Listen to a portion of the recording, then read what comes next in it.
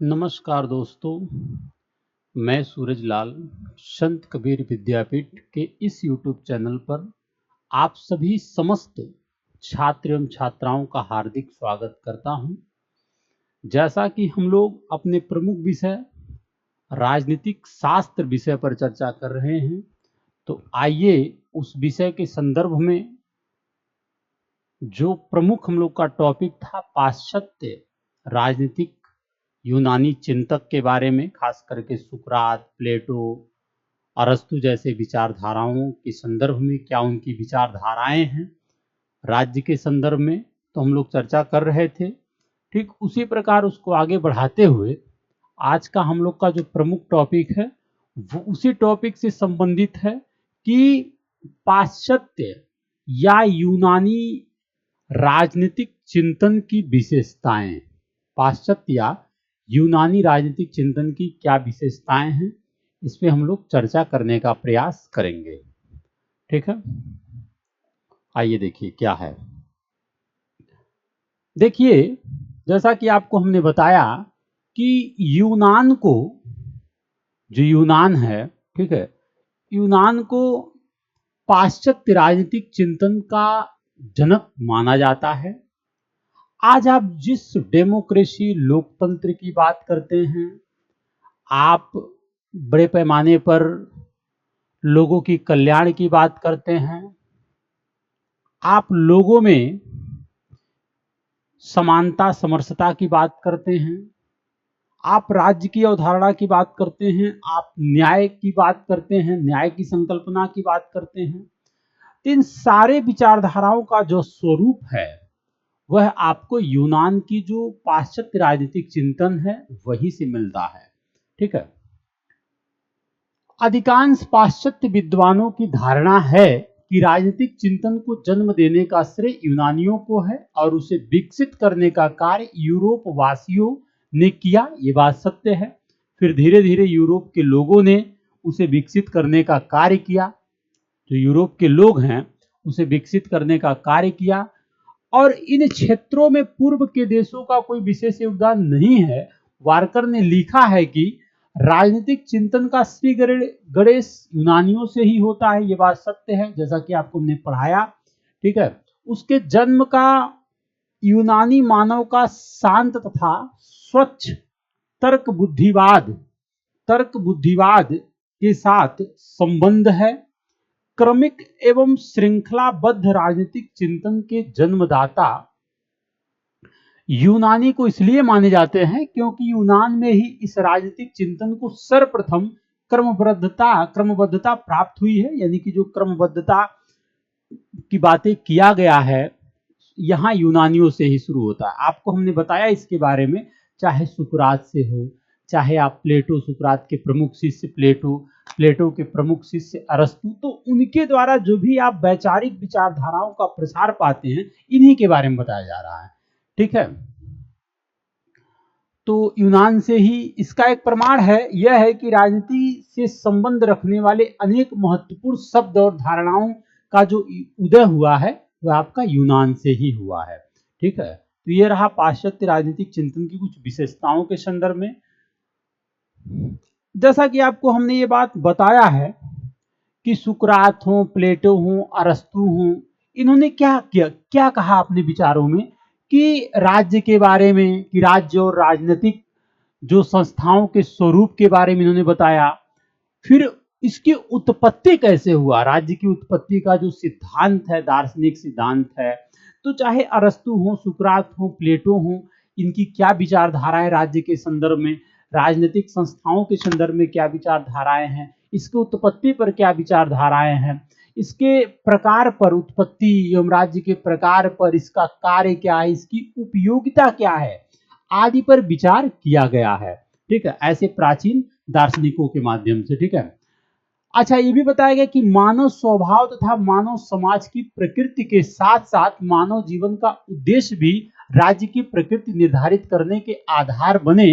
राज्य अपने नागरिकों का कल्याण किस प्रकार कर सकता है, इसको लेकर भी शिक्षा दर्शन में बात की गई है, चाहे अरस्तु के माध्यम से हो, चाहे प्लेटो के माध्यम से हो, चाहे सुकरात के माध्यम से, कि राज्य किस प्रकार अपने विचारधाराओं को आगे बढ़ाते हुए, राज्य किस प्रकार अपने विचारधाराओं को आगे बढ़ाते हुए मानव जीवन का जो उद्देश्य है राज्य की प्रकृति निर्धारित करने का, वो कैसे होगा, इस बारे में चर्चा किया गया है। ठीक है। इसके साथ साथ आप देखेंगे कि आर्थिक दर्शन, नीति और राजनीतिक कार्य की स्वतंत्रता और समानता, राज्य के नियंत्रण की सीमा और कानून, अंतर्राष्ट्रीय संबंध, युद्ध और शांति संबंधियों प्रश्नों पर विचार किया गया है। ठीक है। तो ऐसे प्राचीन यूनानी जो चिंतक हैं, इन्होंने आर्थिक दर्शन क्या है, राज्य के संदर्भ में, समाज के संदर्भ में, नीति और राजनीतिक कार्य की स्वतंत्रता और समानता, ठीक है, नियंत्रण की सीमा, कानून, अंतर्राष्ट्रीय संबंध कैसे होना चाहिए, ठीक है, और शांति संबंधी प्रश्नों पर भी विचार किया गया है। इस प्रकार हम कह सकते हैं कि प्राचीन यूनानी राजनीतिक चिंतन का मध्यकालीन ही नहीं बल्कि आधुनिक राजनीतिक चिंतन पर भी प्रभाव पड़ा है। ये बात सत्य है। जो प्राचीन राजनीतिक चिंतक हैं उनका सिर्फ प्राचीन पर ही नहीं, मध्यकालीन पर ही नहीं, बल्कि आधुनिक राजनीतिक जो चिंतक हैं उस पर भी प्रभाव पड़ा है। ये बात सत्य है। ठीक है। नेक्स्ट, अब थोड़ा सा इनकी विचारधाराओं की विशेषता क्या है, ये बेहद इंपॉर्टेंट है। तो स्वतंत्र चिंतन, प्राचीन जो पाश्चात्य राजनीतिक चिंतक हैं उनकी जो विचारधाराएं क्या है, वो है स्वतंत्र चिंतन।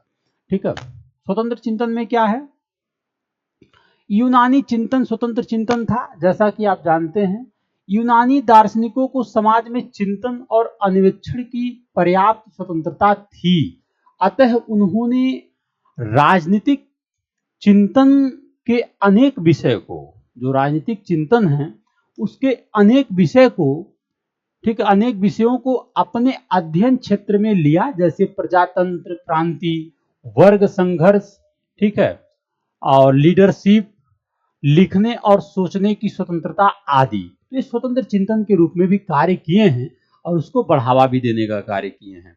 अच्छा, इसके साथ साथ यूनानी राजनीतिक चिंतन प्रधानतः लौकिक था, क्योंकि आप, जैसा कि आपको बताया गया है कि यूनानी राजनीतिक चिंतन समाज प्रधान बना रहा।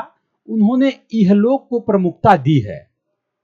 इन्होंने जो है, यूनानी राजनीतिक जो चिंतक हैं, इन्होंने इहलोक को प्रमुखता दी है, परलोक को नहीं दिया है।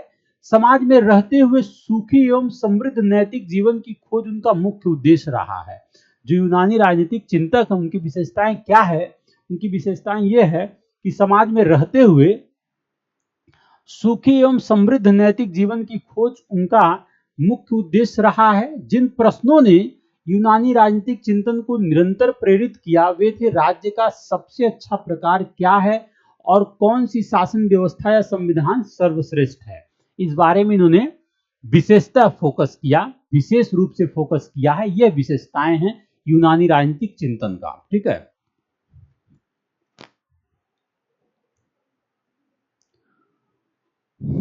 नेक्स्ट, इनका जो चिंतन है वह राज्यों पर आधारित है।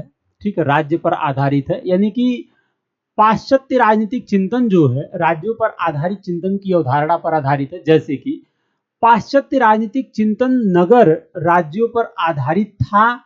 यूनानियों का यह मत था कि समाज में आदर्श जीवन की समृद्धि के लिए समाज में रहने वाले प्रत्येक व्यक्ति को राज्य की गतिविधियों में पूर्ण सक्रिय रूप से भाग लेना जरूरी है।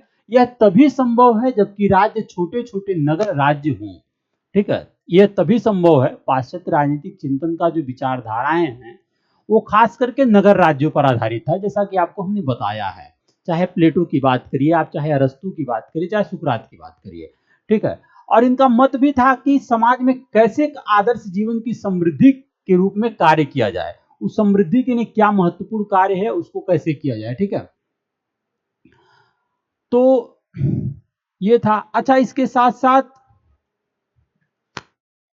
राष्ट्रीयता और अंतर्राष्ट्रीयता का अभाव है। इनकी विशेषताओं में राष्ट्रीयता और अंतर्राष्ट्रीयता का अभाव देखने को मिलता है। जो प्राचीन राजनीतिक चिंतक हैं उनके विचारों में जो है आप देखेंगे राष्ट्रीयता और अंतर्राष्ट्रीयता का अभाव। ऐसा इसलिए क्योंकि यूनानी राज दर्शन में राज्यों के संबंध में बहुत कुछ कहा गया, किंतु अंतर्राष्ट्रीय अथवा राष्ट्रीयता के विषय में कुछ नहीं कहा गया, तो इसका अभाव दिखता है। जो प्राचीन यूनानी दर्शन है, जो चिंतक हैं, उसमें जो है राष्ट्रीयता और अंतर्राष्ट्रीयता का अभाव दिखता है। ठीक है, उसमें अभाव दिखता है, राष्ट्रीयता और अंतर्राष्ट्रीयता का अभाव दिखता है, ये बात इंपॉर्टेंट है। ठीक है, कुछ नहीं कहा गया है। समस्त यूनानी राज्य अपने अपने स्वार्थों से प्रेरित होकर अपने ही राज्य के लिए जीते तथा मरते थे, ये बात आप जानते हैं।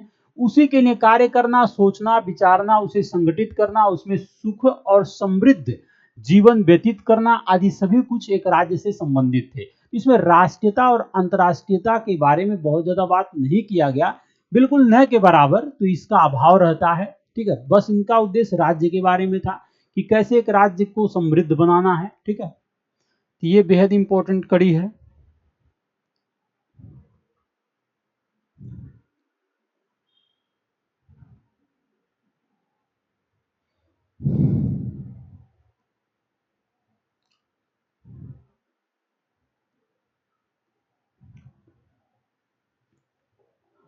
और जैसा कि आपको हमने बताया कि पूरी तरीके से इनका सिद्धांत नगर राज्य पर आधारित था, तो आप ये बता सकते हैं नगर राज्य के बारे में कि यूनान के राजनीतिक जीवन की जो इकाइयां, वहां का नगर राज्य था। ठीक है, अतः नगर ही यूनानियों के चिंतन का मुख्य केंद्र बना रहा। वहां मनुष्य राजनीतिक प्राणी इस अर्थ में समझे जाते थे कि वे नगर राज्य के सदस्य थे। यूनानियों में स्थानीयता की भावना तीव्र और प्रखर थी, सबसे बड़ी बात है। ये लोग राज्य के ऊपर इतना फोकस इसलिए कर रहे थे, इन लोगों के अंदर जो स्थानीयता की भावना थी वो बहुत ही प्रखर और तीव्र था। ठीक है, और तथा नगरों के प्रति बड़ी निष्ठा थी, नगर के प्रति जो है बहुत निष्ठा थी। एक नगर वासी दूसरे राज्य में चला जाता था तो वह स्वयं को विदेशी समझता था। यूनानी नगर राज्य स्वावलंबी थे और उनमें राज्य तथा व्यक्ति एक दूसरे पर आश्रित थे। तो ये बात देखिए सत्य है कि आपसी वैमनस्य तो था, जैसे एक नगर से दूसरे नगर में चला गया तो अपने आप को विदेशी समझता था। ठीक है, तो उन नगर के प्रति बहुत ही निष्ठा था। एक दूसरे तो जुड़े तो थे, ये लोग जुड़े थे, स्वावलंबी भी थे, लेकिन इसलिए आपको देखने को मिलता है कि जो अंतर्राष्ट्रीय और राष्ट्रीयता का अभाव इसमें देखने को मिलता है, जो प्रमुख रूप से विचारधाराएं हैं। ठीक है, राज्य के कार्य राजनीतिक, शैक्षणिक एवं नैतिक तीनों प्रकार के ही थे, किंतु इन कार्यों का कोई विधिवत बंटवारा नहीं था। यूनानी नगर राज्यों में राष्ट्रीयता तथा अंतर्राष्ट्रीयता की भावना का अभाव था, ये बात आपको हमने बताया है। ठीक है, अच्छा, इनकी एक और विशेषताएं हैं कि ये राज्य को एक नैतिक संस्था भी मानते थे। ठीक है, खुद प्लेटो की बात आपने सुना ही है। ठीक है, ये राज्य को एक नैतिक संस्था मानते थे, तो इस पर भी चर्चा करने का जरूरत है। देखिए, यूनानी विचारक राज्य को एक नैतिक संस्था मानते थे। उन्होंने राज्य को उच्चतम जीवन का श्रेष्ठतम साधन माना है। ये बहुत इंपॉर्टेंट बात है कि यूनानियों ने राज्य को उच्चतम जीवन का श्रेष्ठतम साधन माना है। उनकी मान्यता थी कि राज्य के अभाव में आदर्श की स्थापना असंभव है, परंतु यूनान में कुछ ऐसे कट्टरपंथी व्यक्तिवादी भी हुए हैं जिन्होंने राज्य के नैतिक महत्व को स्वीकार न कर उसे एक मानवकृत संस्था के रूप में ग्रहण किया है।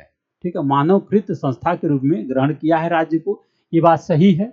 इस संबंध में सोफिस्ट, एपिक्यूरियन एवं सिनिक संप्रदाय का उल्लेख विशेष रूप से महत्वपूर्ण कहा जा सकता है कि ये लोग राज्य को नैतिक संस्था मानने का ही एक स्वाभाविक परिणाम था। ठीक है, ये लोग राज्य को एक नैतिक संस्था मानते थे। तो ये जो हम लोगों ने भी पढ़ा है, ये पढ़ा है कि जो अभी हमने प्लेटो के बारे में, अरस्तु के बारे में, सुकरात के बारे में, जो उनके बारे में विशेष अध्ययन किया, इनकी क्या विशेषताएं थी, ये लोग राज्य को कैसे लेकर चलते थे, राज्य के संदर्भ में इनका क्या स्वरूप था, क्या इनकी स्वतंत्र चिंतन की विचारधाराएं थी, ये अपने नगर में कैसा कार्य कर रहे थे, क्यों इन लोग का राज्य के प्रति स्वरूप ज्यादा था और राष्ट्रीयता और अंतर्राष्ट्रीयता का अभाव मिलता है, ऐसा क्यों। तो ये सब सारे कारणों को हम लोग जानने का प्रयास किए। ठीक है, तो इसका आप जरूर अध्ययन करिए और कमेंट के माध्यम से कोई प्रश्न हो, जानकारी किसी बिंदु पर ना समझ में आए तो हमें जरूर आप राय व्यक्त कर सकते हैं। जय हिंद।